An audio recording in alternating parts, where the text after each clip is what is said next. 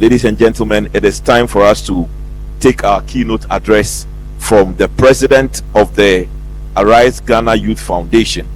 And I will be very happy if we will all rise up on our feet, put our hands together.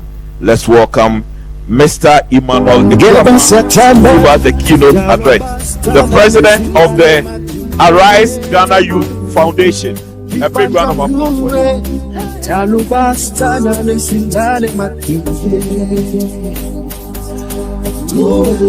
We can do it better. We can do it better.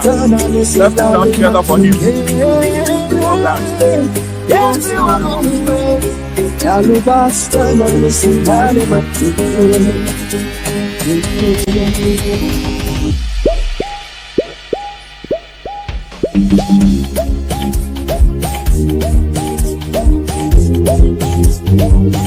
have some fire in the building. Come on. Come on.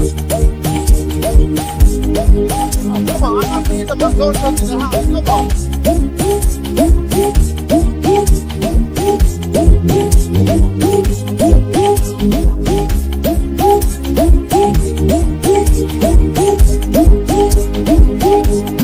Give us a tandem, Alubastana, Nesilale Matige.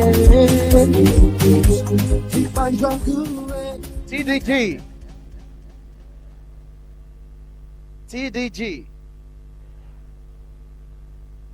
Over 500,000 US dollars. Over 500,000 US dollars. It's how much donation we've received from the vice president. Can you clap for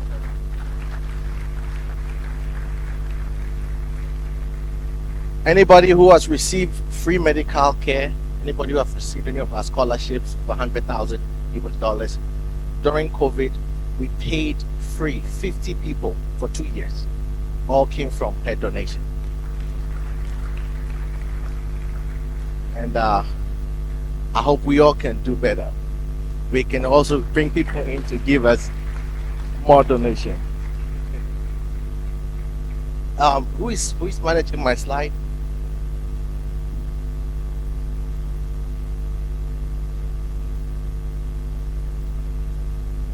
Are you happy to be here?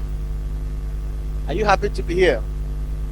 Now, today's conference is not just about just me telling people about the fact that we have gold, we have diamond, and we can develop the country. That's not what we're doing here today. What we're doing here today is we are going to do it. And with what I'm about to show you, within 6 years, we're going to make Ghana one of the fastest growing countries in the world. You just have to listen to what I'm about to show you right now. So I would love you to pay close attention to my presentation. And I didn't just emerge here. You know, he said when we go back to the U.S., when we travel, we should come back. And some of us, we have come back. And I have a friend in the house. He will not wave because of what I'm about to say. I call him Alaji. He knows. There's a lot of people wearing Patakali, so you might not know him. I have not showed you who he is. But you see the drawing over here? That was a friend of mine drew this for me. His name is Mawena Jojoy in my high school, Akuamoah Secondary School. And he was a visual art student. He drew this thing for me in 2006. Now, the concept of this drawing was the same concept as Uber. So in 2006, I had exact Uber concept. And this was what I had. And at that time, it was difficult to get people to do drawings for you. So he used the pen. I told him to help me. You know, and in Ghana, the way Uber works is different from that of the US. I made my sister order an Uber for me, and then when we got to the destination, I just got out of the Uber and I was leaving. And then the driver was just chasing after me. He said, "Guy, you've not paid." I said, "Oh no, I have paid." So I had to call my sister. My sister said, "Oh no, in Ghana you have to pay cash, but in the US it comes out of your bank card, so you don't have to pay." So I didn't know, and I almost disgraced myself, you know. But that was just by the way. So that was the Uber concept, but I didn't call it Uber. I called it Easy Travel. That was my concept in 2006. Now, I had a friend who was in Accra, introduced me to an investor. I went there trying to get investment for Easy Travel. And the guy said, "Oh no, this thing is not going to work. It's just a waste of time and everything." So I had to let it go. In 2009, 3 years later, Uber came. You can imagine what was going through my head. It was difficult. It hurt me, but I didn't give up. In high school, SS3, my first company was VDC, Vehicle Doctrine Company. I wanted to build a company whereby instead of, it's a hospital, but for vehicles, just vehicles, you bring your vehicle, we can admit it, diagnose it and everything. Went to see an investor, they said it was a waste of time. I had to throw it away. The next company I started here was Hacktech Limited. Hacktech was an IT company, and Ghana at 50, we installed most of the plasma TVs. We had a contract with Unibank. I went there, installed TVs for them, and I was like, okay, people don't like reading, they like watching. So we could split the screen. One side will be for, a movie, and the other side would be to market your product. And they said it was a good idea. I went to the board chairman. We spoke everything. All of a sudden, it was given out to another person to do the project. I lost it. My third company was Easy Travel. And then when they drew this for me, I took it to the investors. They said it wasn't going to work. I lost it.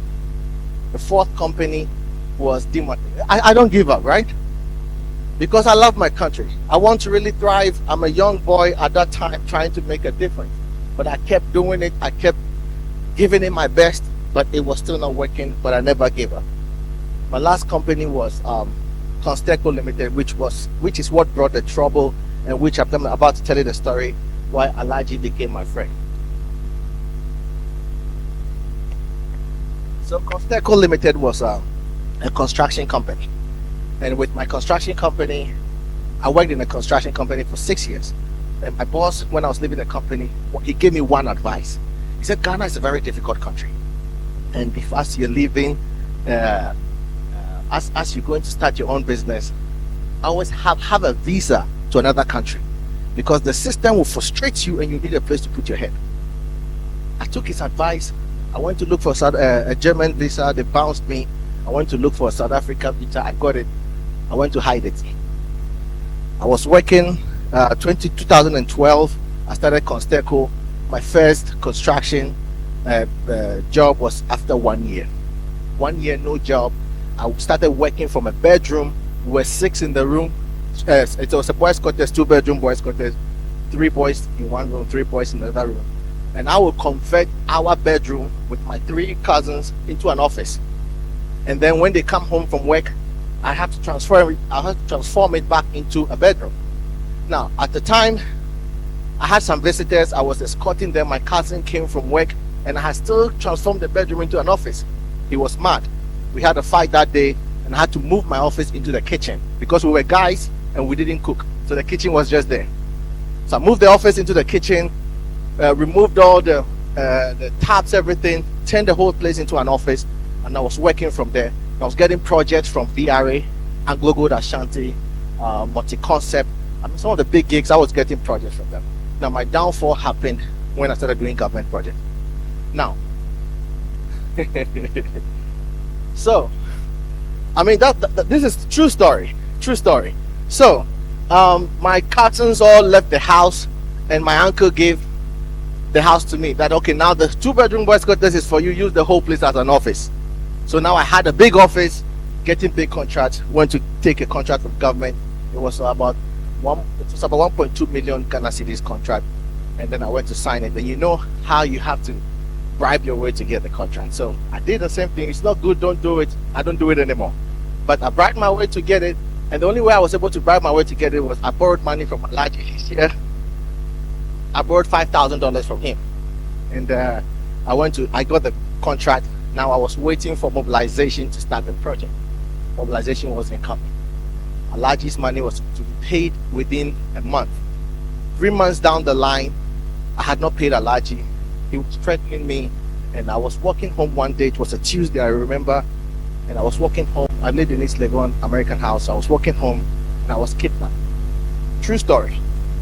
I was kidnapped. And I didn't know it was Alaji's boys until we got to Nima. I didn't know it was his boys until we got to Newtown, not Nima, sorry. And then they took me to his office. So in his office, before then, things were difficult, and I had tried suicide twice. But I couldn't do it because I was scared to die. True story. So after that, I was in Alaji's office, and Alaji had a gun on his table. And then the boys who had kidnapped me, four guys, strong guys, took me there. And I was in front of Alaji. Alaji asked me, "Where is my money?" I said, "Alaji, I'm working on it." "No, you've been working on it for too long. I'm not taking any excuses. If I don't get my money by the weekend, it's going to end my life." And then he used the gun to hit me. I have a mark to his name. So that day they kidnapped me. I didn't have any money. I had to walk from Newtown, all the way to East Legon American House that night. And when I was going, a lot of things were going through my head. And then I remember what my boss told me, that, "Hey, you have to have a visa to that country because this country can frustrate you." So then I went to look for my passport. My visa was in I got money. I left the country. I went to South Africa.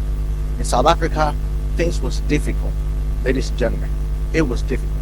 I slept in the airport for about a week. When South Africa with the country director two years ago, and we went to East London, so we had to drive all the way to Johannesburg, which was 16 hours drive, and we got there early, so we had to wait at the airport. So the vice president was there, director of finance was there. You have to go everywhere with the director of finance because the money is, you have to protect it.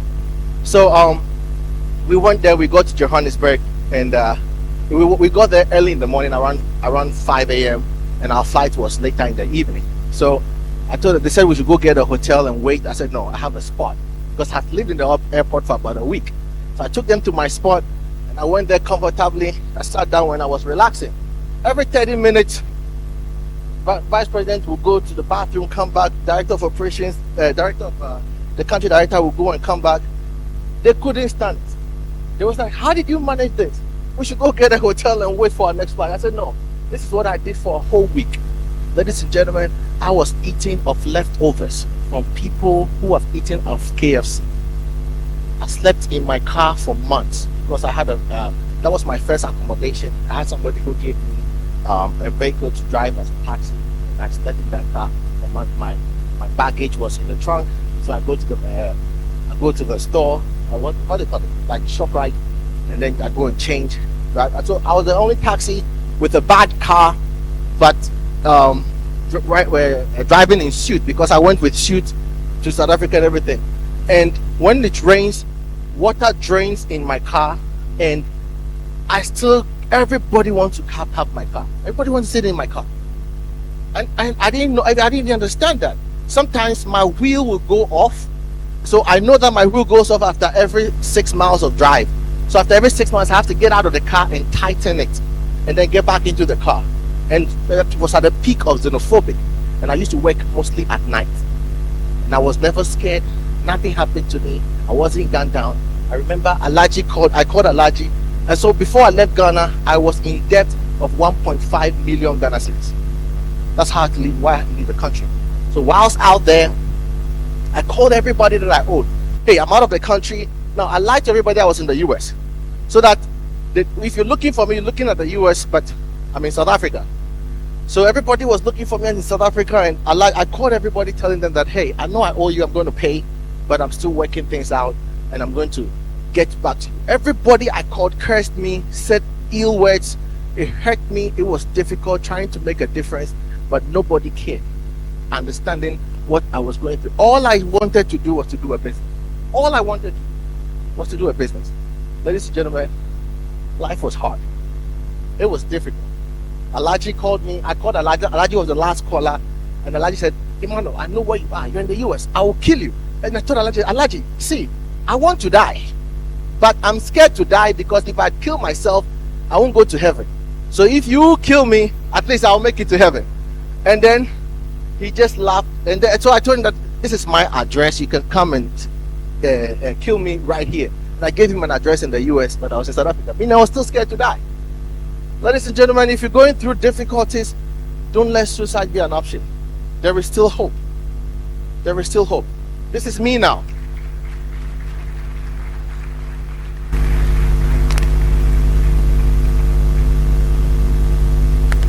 This is me now, ladies and gentlemen.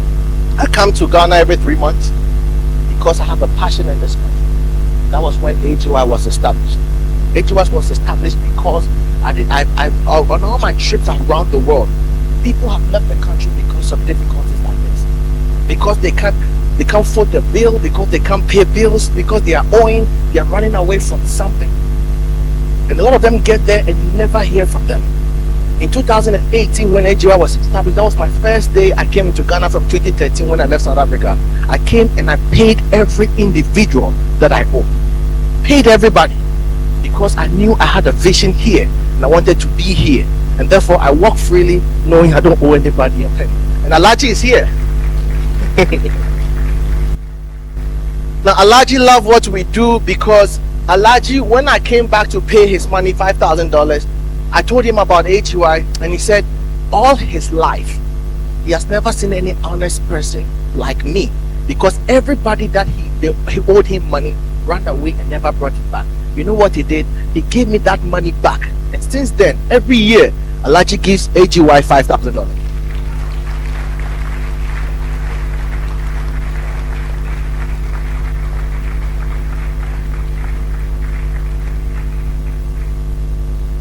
So ladies and gentlemen, that was my story. And can I get my slide please?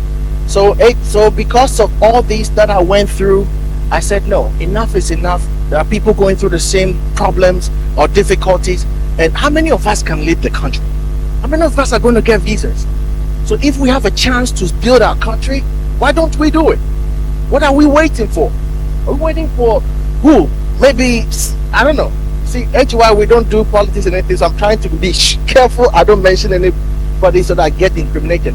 But HY, Arise Ghana Youth Foundation is for everybody, every Ghanaian who sees that we are going through difficulties and wants to be that person who wants to help us find ourselves in positions where we can make a change in this country. That is what HUI was for, and that is why we established HUI, set up the company in the US because the funding was coming from the US, and then set a branch here in Ghana so that we still can have that connection in the US, so that we can still transfer funds here to solve the problem that we have in Ghana. So we're able even to team up with speakers, incredible speakers who have things to do but still flew in just to let us know that we are not in this alone. We are together, and together we can make that difference.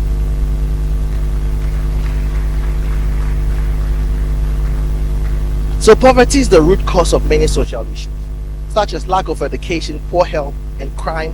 And by addressing poverty, we can simultaneously mitigate these interconnected problems.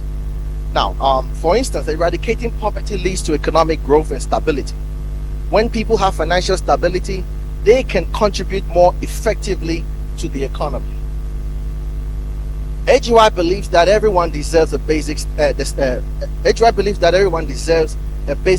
of living. Addressing poverty is fundamental to ensuring that human dignity and equality is sustained. Now, after 6 years of research, so this is what I want you to put more attention to, because we are going to do it together. Regardless, we're going to do it together, and we're going to build this country in 6 years. In 6 years, we're going to make a difference. This is not political talk. I'm not a politician. I don't do politics, but I'm telling you the truth. With the kind of funding and the kind of commitment and kind of partnership we are working with around the world, we are going to make this different. Whichever government is coming to power is going to do good, because we're going to build the economy with them. Now, after 6 years of research, pilot projects, and partnership, the HUI Foundation has developed a realistic solution that would position Ghana as one of the fastest growing countries in the world within 6 years, thereby boosting our economy, infrastructure development, and creating massive jobs. So, can I have my slide, please? Now, in 2022, according to the BNFT online news, there was $400 million worth of tomatoes that was imported into the country. Now, when we did the research, we realized that the problem was because we, as a country, was not able to produce. That is why we had to import. Now, what's this? With this importation, AGY, like I told you, we did 6 years of research. And with this 6 years of research, now look at it from this angle. A $400 million of tomatoes was imported into the country. And then we have 400 communities. So let's say that $400 million. and we want to invest into communities so that each community produces $1 million of tomatoes. Meaning we're going to invest into 400 communities who are going to produce what? $400 million of tomatoes, right?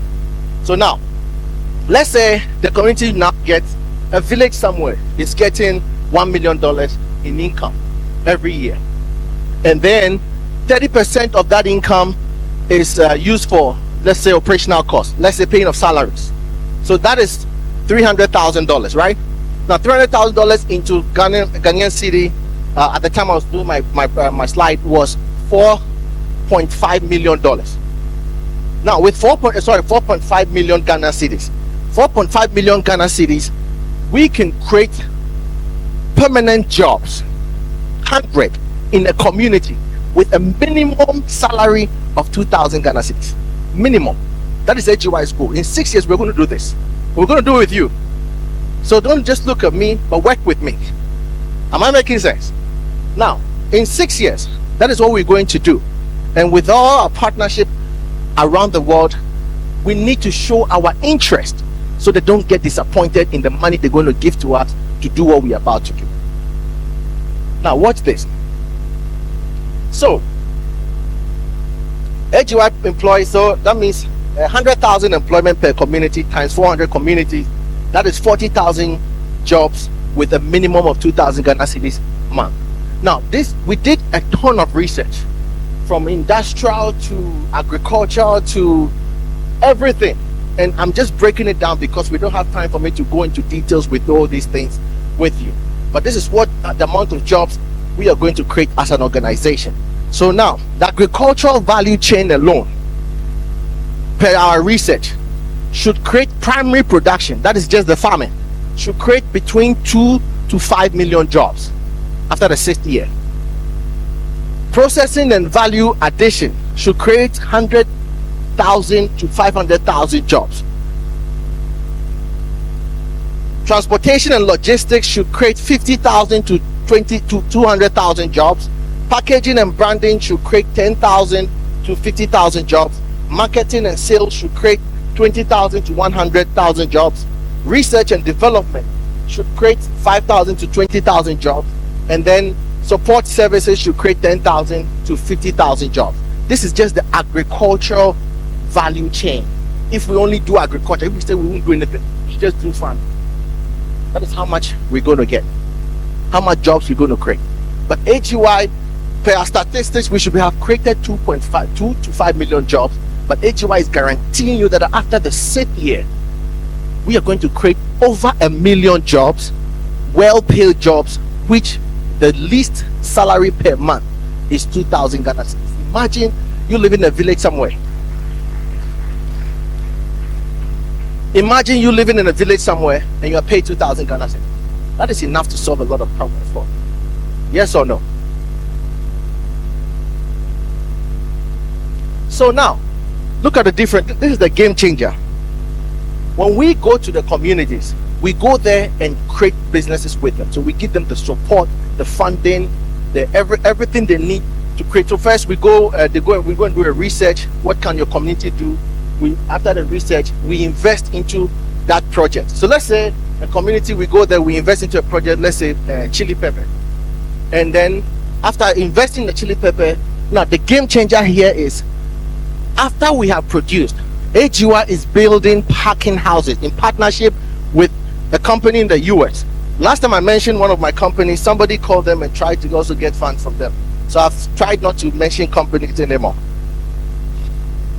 I mean, that is true story. So we have a company, a lot of partnerships in the US, but and we even had one partner in the US. I called the country director about it.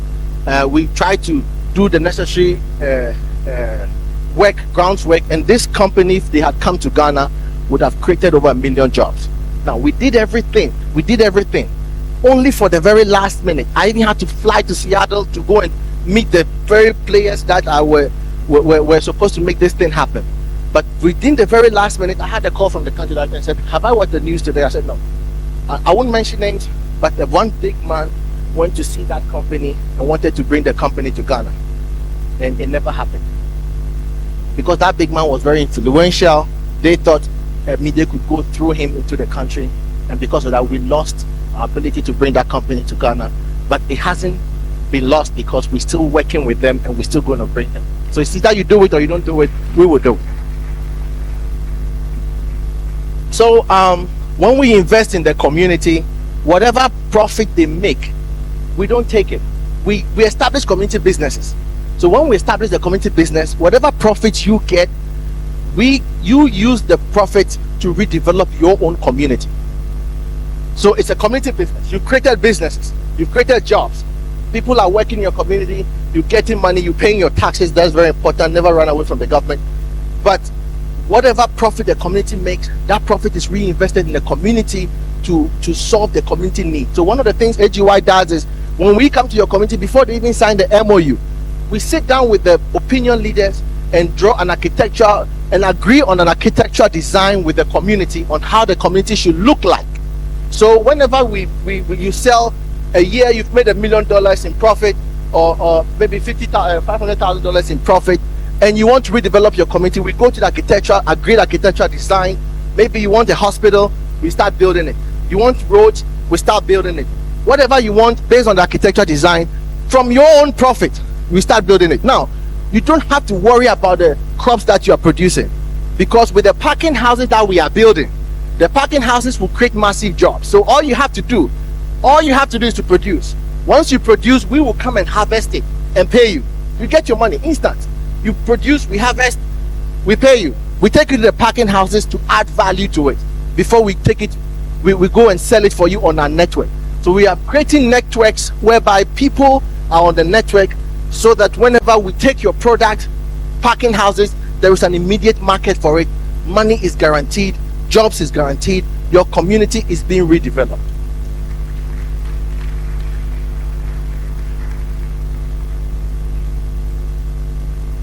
So sorry, I drink a lot of water, so I have had the question that they said that some of you may be aware, but somebody asked me some time ago when I was trying to get funding in the US, and the guy said, you see, what I'm even doing, I'm wasting my time, because even if the community gets profit and wants to invest into their redevelopment, the government can stop it. Maybe they want to build road, government will say, oh, give me the money, let me build it for you, and then the community will be like, no, we want to build it ourselves. And then the government says, okay, if you want to build it yourself, then we will not do it for you. You cannot do it because we are the government, we have the power, and they don't let you do it. I've heard stories like that. People have confirmed it. And on the other hand, I've also heard people who have been able to still redevelop their community in spite of these challenges. Now, he asked me, how am I going to solve this problem? And I told him it was easy. That's why I said we have to work together. This is how we solve this problem. If you are a community and you're making money, you've raised profit. This year you raised $500,000 profit.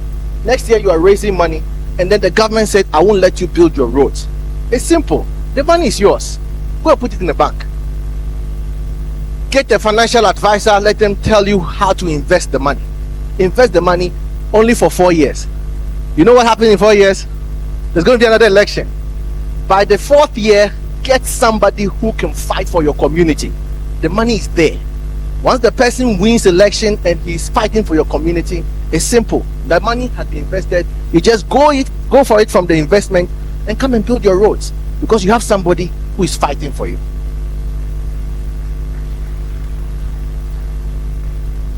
So it means that regardless, we will still build the country. Now, my next slide, please.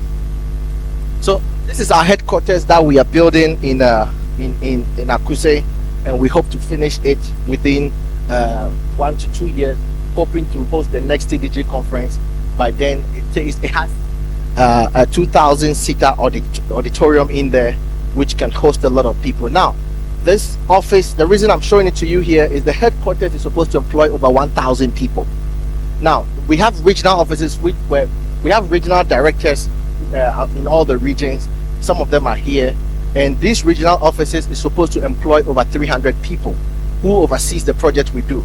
The communities, we have to create offices in community and employ people who oversees the project that we are doing, and this will create 3,000 jobs. So the jobs that AGY itself will create is 4,300 jobs by the 6th year. So that is by the 6th year. This is just for AGY.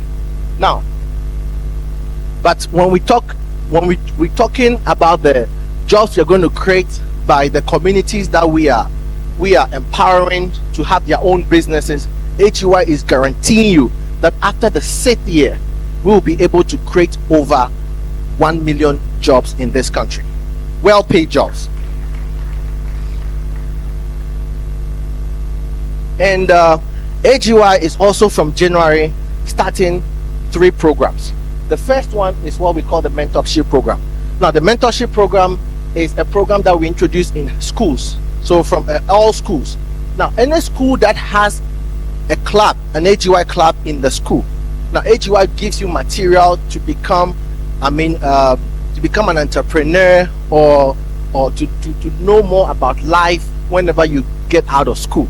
But the catch here is anytime you attend AGY's club meeting, there's a ballot box. You write your name and you put it in it. Every year, every school that has AGY club in it, we do the ballot box and take one person. Now, that one person that we take, you see, whenever you're giving scholarship to people, it's mostly to the smart people. But AGY is changing the game. Anybody we pick in the ballot box, it doesn't matter who. Whatever your passion is, whatever your skill is, AGY will develop it for you to become the best version of yourself. So that's what we call the mentorship program. So in the mentorship program, you want to be a basketball player, we connect you to every big gig that is into the basketball game, whereby you become the best version. So not that you just wake up and you win and you're like, okay, I want to be a doctor, and you don't even know how to spell your name. No, we have personnel who will look at you and know who you are, what you can become, and then use that to develop you to become the best version of yourself. Because sometimes some people don't even know what they want to do. Because people want to be doctors, they want to be doctors too, but not everybody can be doctors in school. Some people are athletes, some people are footballers. We help you to become the best version of yourself with all the partnership we have across the country, and even in the US we have schools that are giving us scholarships to people who want to become doctors. So if you win and you want to be a doctor, and we see that you can be a doctor, we take you to that school, and they would nurture you, mentor you to become the best version of yourself. The second one is what we call the Ask a Lawyer in January. Now, with the Ask the Lawyer, AGY is teaming up with a team of lawyers, whereby if you find yourself in a problem in Ghana, which is possible, I cleared a car from the port, took it to DVLA myself, and registered it and everything. DVLA put a sticker on it. One of my team members were going to one of our villages, and a policeman stopped him and said that the sticker on the car is the wrong sticker. I said, I went to DVLA myself. They did it for me. How is that my problem? And he said, I have to pay money from him. I have to pay money to him. That was a bribe. And I said, I won't pay. And he was saying, hey, I'll take you to head office. I'll take you to... I didn't know what to do. I had to pay the money. Now, watch this.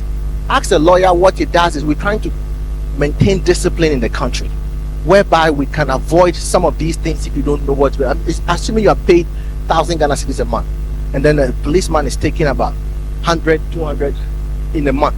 That is all your money going.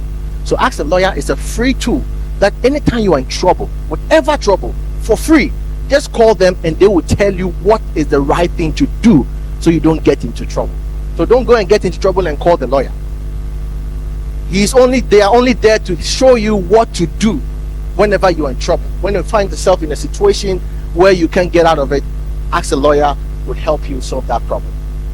And the last one is developmental meeting every Sunday, 6 to 7. So from January 6 to 7 p.m. every Sunday, AGY is hosting a meeting whereby if you want to develop, if you don't go onto the TV stations and say AGY is doing this, no, come to the meeting and help us build Ghana. Come with your ideas, come with your dreams, come with everything you think that we should do to build Ghana. On that meeting, come. Because if you don't come and you go to a TV station, I will sponsor it myself. I also go to another TV station and tell them that you never came to our meeting, so you don't even know what is going on. So come to the meeting and help us build the country, because like I said, we can't do it alone. I can't do it alone. If I could, we wouldn't have this conference. But because we need you, we can work together and make this country a better place for all. I'm almost done with myself. So somebody asked me if it is possible, because not even the government have used 8 years to make this country a better place, and asking me that how is it possible if AGY, how is it possible, because AGY is saying it's going to make Ghana one of the fastest growing countries in the world within 6 years. How is it possible? Now watch this. Every government that comes into power divides us. Then I'll prove to you. Now you support party A, I support party B. Anything you do, even if it's good, I don't like it. Yes or no? Anything you do, you can build hospitals, you can build roads. Because I don't support your party, whatever you do, I don't like it. It divides us. But AGY is bringing us together. So what are we doing? We are focusing on a common goal. We want to develop our country. Yes, we are working together to develop it, and that gives us a common vision, meaning that you don't tell me what I'm doing is good, I don't tell you what you're doing is not good. All we are doing is there's a common vision. We're all working together to make sure that we achieve that goal.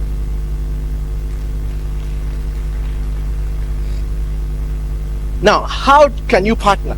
Because some of you may be asking, how can you partner? We have a lot of packages there. Now, watch this. I don't have the power to put your face on money like the way we have Big Six and Kwame Nkrumah on the money. I don't have that power to do that. But AGY is going to honor you in a way. On the 6th year, AGY wants to give anybody who has supported the organization medals. And we have 6 types of medals. I'm going to explain it shortly with you. Now, we have, so in the medal does 10 unique things. I don't have time to explain it, but I'll put it on a website so you can see. The medal does 10 unique things. Some of them would have your face on it. It's designed in such a way that whenever you have the medal on, anybody that sees you, in America, when you see a military guy, you tell them thank you for your service. Anybody who sees you in the medal will acknowledge and say that you are part of those people who made Ghana what it is. And that is the award AGY is going to give you. Now, this is the medals here. Gold medal. To get gold medal on the 6th year. So on the 6th year, we will be crowning our achievement of what I have talked about, making Ghana one of the fastest growing countries in the world within 6 years. So in the 6th year, during TDG conference, because we're going to host this conference every year. Now, every year, what we're going to do is not going to be like this, but it's going to account to the country, account to you people, how much funding we have received, our progress of works, where we are going, and how we are going to get there. If you don't help me do this, I cannot do it by myself. I cannot have a conference by myself, can I? So if we want to make this thing happen, we have to work together. So I have to also be transparent on the fact that we received $1 billion, and in the $1 billion, this is what we used it for. This is where we are going. If I'm not doing something well, it's your job to criticize it and let me know so that I can also, correct my way. We don't want any corruption or anything in this organization, because we are working together. So if your money is coming in, you want to see that your money is working and doing what we promised that it's going to do. Yes or no? Good. So gold medal is 100 Ghana cedis a year for 6 years. So for the 6 years that we say we're going to make Ghana one of the fastest growing countries in the world, the first medal is gold. So on the 6th year, if you donated 100 Ghana cedis to Ghana, to Ghana, to Arise Ghana Youth Foundation for 6 years, so that will be 600 Ghana cedis for the 6th year period. We give you a gold medal. The gold medal has your name on it. It has a unique code on it. Like I said, it does 10 different unique things. I'll post it on the website. The second is the silver medal. Now, the silver medal is 50 Ghana cedis a year. I didn't say a month. I didn't say 3 months. I said 1 year. 50 Ghana cedis a year for 6 years. We give you a silver medal. Then we have the bronze, which is 10 Ghana cedis a year for 6 years. And then we have the prestige. Now, the prestige, there is no money price tag to it. Prestige is when you do something significant, something unique for the organization. Maybe we are in the office, you just called and said, hey, I was able to get a $1 billion deal for you guys. The donation is coming in tomorrow. That is prestige. Prestige is you coming up and be like, okay, AGY, you are doing this. I want to dedicate and give you water to sponsor this project. I want to give you this to sponsor this project. So prestige is something unique that you do. And then we identify that and give you a prestige medal, which is a diamond medal. and that features on that medal. Check the website, you're going to see it. I'm going to let them post it because there is no much time. And then we now have the next one, which is the company plug. If you own a company and you want to support us, a minimum of 1,000 Ghana cedis a year would give you a company plug at the end of the 6th year. And then we have the country. We're going to country to receive donations from the countries. So I mean, we are not scared. We've received funds from the US government before, so it's nothing new. We're going to go to other countries as well and receive funds from them, and then they will also get what we call the country plug. So now if you look at the figures, they are very small, but it is not about the money, it's about the unity. We want to make it easy for everybody to find themselves in a position to be part of this historic event. Because if I were you, I would take pictures, because you remember where it started, how it started, and you'll be proud to say, I was part of the team that made this possible.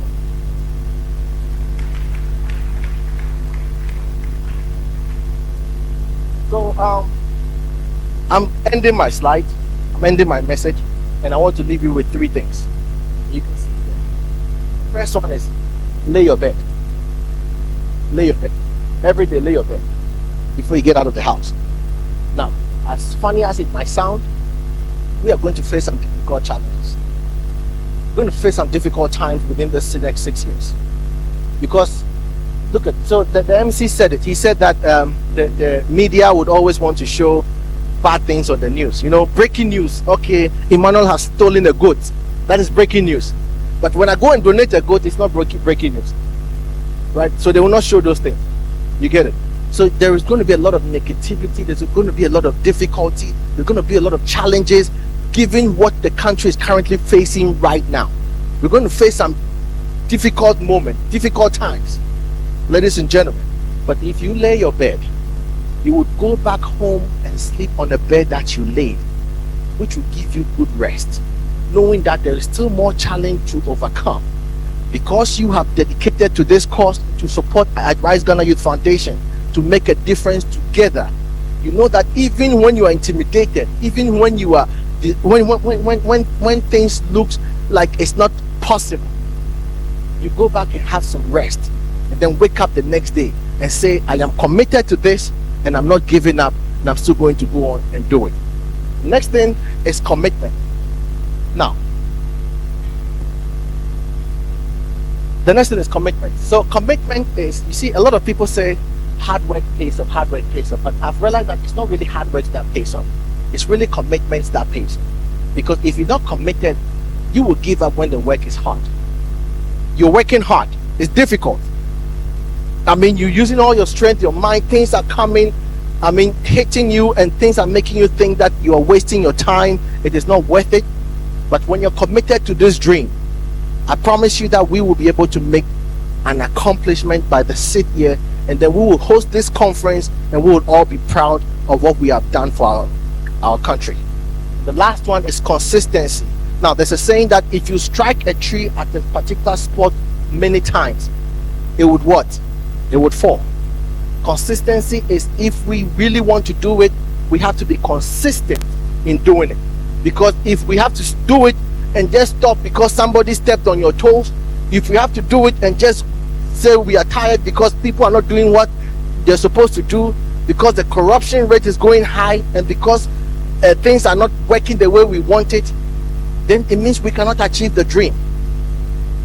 But if we all focus on one thing, that in 6 years Ghana is going to be one of the fastest growing countries in the world, with one mind, with one might, with one understanding, with we uniting, we can consistently focus on that goal and make a difference for the country.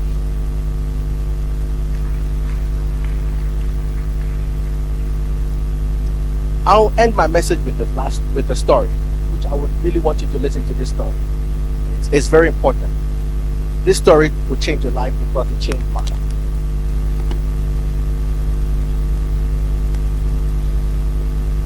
Now, there was a little girl who, I was watching a movie, and in the movie there was this little girl that she had been told that you are the only hope for the world. You're the only one who can save the world, because the world is in a chaos region. It's in a chaos moment. There's chaos all over the place, and this girl is the only one who could save this world.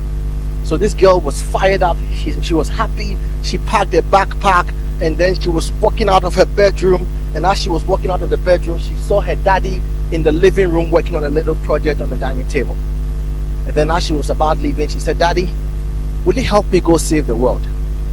The father lifted his head and said, "Oh, come on, baby girl. You're wasting your time. This is a waste of time. The world is chaos. Look at what the people are doing. It's a waste of time. There is nothing that can be done. Forget it." And then this little girl walked up to his father, and she said that, "Daddy, remember when I was a little girl, you told me something. You told me that when I was discouraged and when things were not going well for me, you told me something. You told me that there are two wolves that are fighting inside of me. Now there is a black one. The black wolf represents darkness, chaos, corruption. Nothing can work. It's a waste of time, discouragement, and everything negative you can think represent the black wolf. And then there is a white wolf. The white wolf represents light. We can do it. Never give up. We will try. We will not stand down. We will fight no matter what we can to make Ghana a better place." That was the white wolf. Now, these two wolves are fighting inside of you. Which one will win? Ladies and gentlemen, the answer that they gave was very fascinating. He said, "The wolf that you feed." The wolf that you feed. Ladies and gentlemen, as you're about to walk out of here today, there's going to be two wolves that's going to fight inside of you. It's going to be a black one, which represents corruption, which represents the current situation the country is facing right now, which is going to represent every negativity that is around you that you can never think of. And then there's going to be a white one. The white one represents the fact that we can change the situation. We can make it happen. We are fired up. We are bold. We are courageous. We are victorious. We are not going to let anything let us down, because we believe we can make this different. These two wolves are going to fight inside of you. Ladies and gentlemen, the one that will win is the one that you feed. When you go out there, feed the right wolf, because by feeding the right wolf, you will give us a chance to accomplish our goal within 6 years. Ladies and gentlemen, we are going to build Ghana. We're going to build Ghana regardless. So we're going to build Ghana with or with you, because you are either in or in.